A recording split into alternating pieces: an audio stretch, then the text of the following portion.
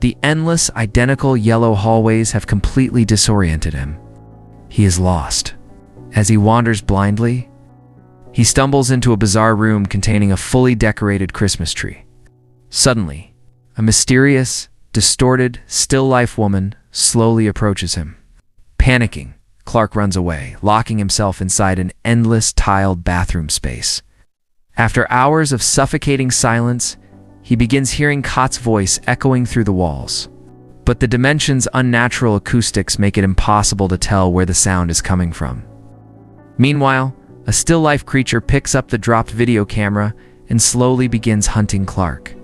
Back in the real world, Dr. Mary Klein is reflecting on her own painful past.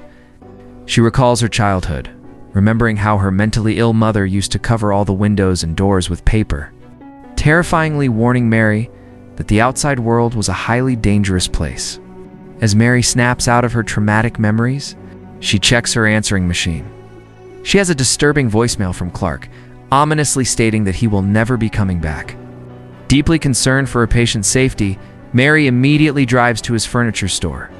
Meanwhile, Phil, the async scientist monitoring the back rooms, sees a local TV commercial for Captain Clark's Ottoman Empire and instantly recognizes the man who breached their dimension. Mary arrives at the empty furniture store and heads down to the basement. She finds Clark's hand-drawn map of the back rooms and a strange, chalked design on the concrete wall.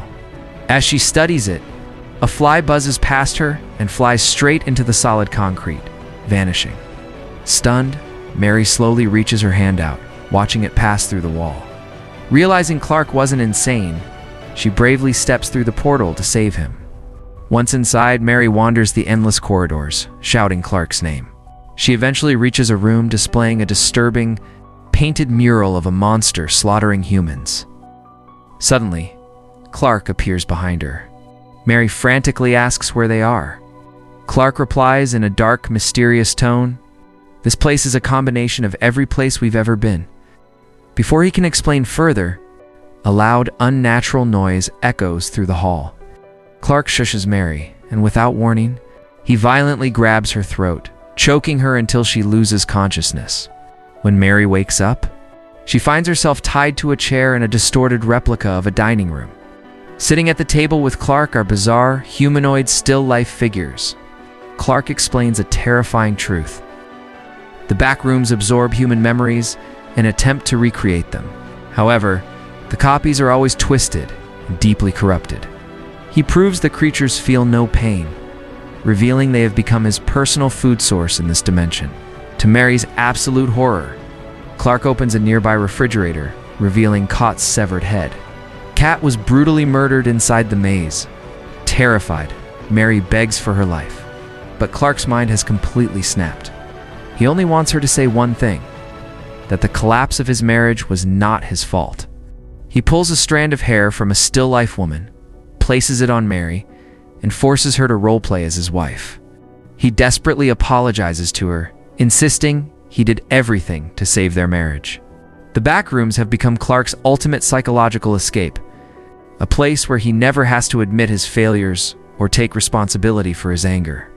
But Mary refuses to play along. She forces him to confront reality, bluntly stating that no one else is responsible for his downfall but himself. When Mary shatters his perfect illusion, Clark's fragile reality breaks. Overcome with guilt, he unties Mary to set her free. But at that exact moment, the still-life woman sitting at the table suddenly sprints away. Instantly, a massive, horrifying monster materializes in the room. It is a grotesque, twisted manifestation of Captain Clark, a literal, physical embodiment of Clark's buried rage, pride, guilt, and failures. The Backrooms have manifested his darkest demons into a real, lethal entity. Clark tries to calm the creature, attempting to confront his own dark soul, but the monster refuses to listen. It lunges forward, viciously tearing into Clark's neck and brutally killing him. In the end, Clark becomes the ultimate victim of his own inner darkness. Using the distraction, Mary sprints for her life. She navigates the terrifying maze, running into an area that looks like a distorted, corrupted copy of Kat and Bobby's old neighborhood. But the Captain Clark monster is relentlessly pursuing her. As she flees, Mary sustains serious injuries, making it agonizing to keep moving. The monster closes in. In a desperate bid for survival, Mary squeezes through a tight crawl space, merging onto a high platform overlooking the vast, infinite, and terrifying expanse of the Backrooms. She eventually stumbles into a twisted replica of Clark's furniture store. Before she can catch her breath, the Captain Clark monster crashes through the displays. A brutal fight ensues. Mary fights back fiercely, managing to snap off one of the monster's wooden, furniture-like legs. During the struggle, she accidentally triggers a strange mechanical device hidden in the room, filling the area with a thick, disorienting gas. The monster lunges for the kill. In her final, desperate moment, Mary pulls the heavy cement handprint block from her pocket, her cherished childhood keepsake, and violently smashes it directly into the monster's face with all her strength. Stunning the creature, she scrambles through a narrow exit portal, finally bursting back into the real world. But the moment she emerges, she is instantly surrounded by heavily armed masked figures in hazmat suits. They spray her with a heavy sedative gas. These are the Async Corporation scientists. They have secured the breach. Mary wakes up inside a highly secure, sterile Async facility where scientists conduct rigorous medical and psychological tests on her. Meanwhile, armed Async containment teams successfully capture the Captain Clark monster, bringing the entity into their underground labs for study. Later, Mary is escorted to a cold interrogation room where she sits across from Phil. He demands to know exactly how she accessed the Backrooms. When Mary explains the portal inside Clark's shop, Phil shows her surveillance photos confirming her story. Phil reveals the truth. Async originally manufactured MRI machines, but their entire directive shifted decades ago when they accidentally discovered the Backrooms. Their ultimate mission is to map its infinite corridors and harness its dimensional power. Despite decades of research, they still know almost nothing about how it truly operates. Initially, Mary cooperates. But when she realizes that Async has no intention of ever letting her leave the facility alive to protect their secret, she goes completely silent, refusing to answer any more questions. In the chilling final moments of the film, the ultimate terrifying truth about the Backrooms is revealed.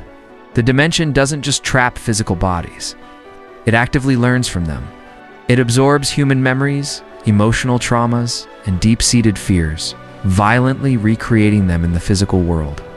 And now, the Backrooms are doing the exact same thing to Mary. Deep within the infinite yellow maze, new rooms begin to physically manifest, directly shaped by Mary's deepest childhood traumas and painful memories. But the copies are never perfect. They are slightly broken, distorted, and deeply unsettling, a nightmare version of her reality. The Backrooms even manifest a twisted, glitched replica of the very interrogation room Mary is currently sitting in, complete with a terrifying still-life copy of Mary herself waiting in the dark.